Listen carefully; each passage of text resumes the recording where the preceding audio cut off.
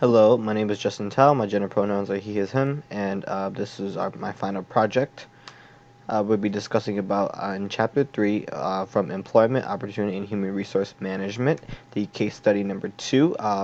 So an outline of what I'll be going upon would be the case study, and then touching up on sexual harassment in the workplace, and then strategies to stop sexual harassment. So in Chapter 3, the case number 2 was misplaced affection discharged for sexual harassment. So to start off talking about in the case study, Peter Lewiston, who was terminated on July 15, 2018. He was a senior maintenance employee for the Pine Circle Unified School District for about 11 years, and he was widowed since 2003. His coworkers define him as friendly, outgoing, but a lonely individual. And then the other second party in this story is Beverly Gilberry, who is 28 years old and was a fifth grade teacher at the school and is also married. So to start off the timeline of events, it started off in May 25th of 2008.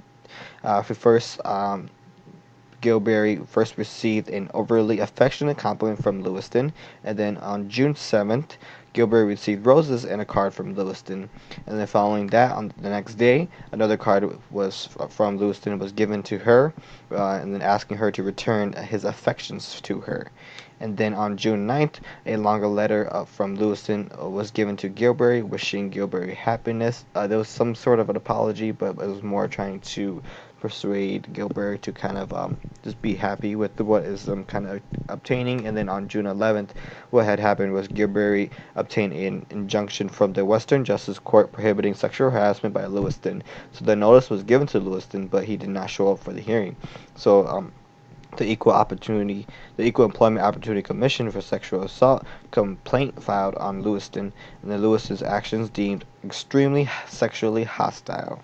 So there are two types of sexual harassment that we can see. There's quid pro quo, and then there's also hostile work environment. So quid pro quo is defined as a person in authority demanding the subordinates to tolerate sexual harassment as a condition of getting or keeping a job or benefits. So this would be, for example, superiors demanding you to kiss the employee in order to keep their job.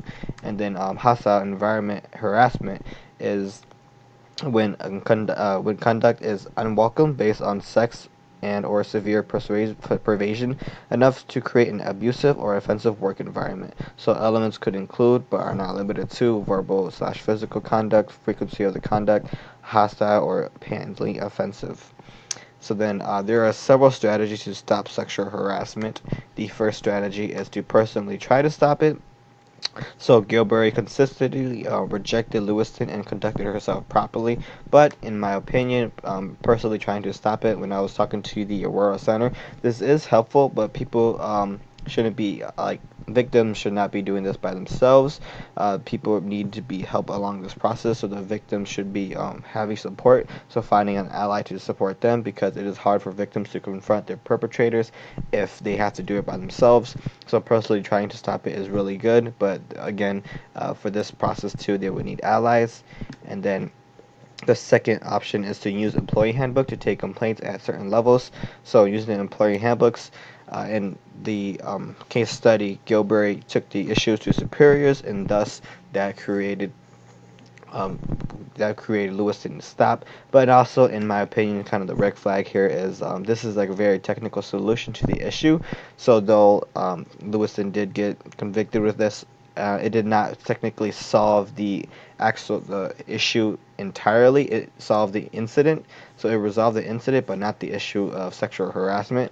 So then there's technical solutions and there's adaptive solutions running through the leadership minor, and then with the leadership minor, technical solutions are things that could just be fixed, but adaptive solutions kind of think long term wise. So what is perpetrating sexual harassment within the workplace? How can we break down the systems that perpetrate this?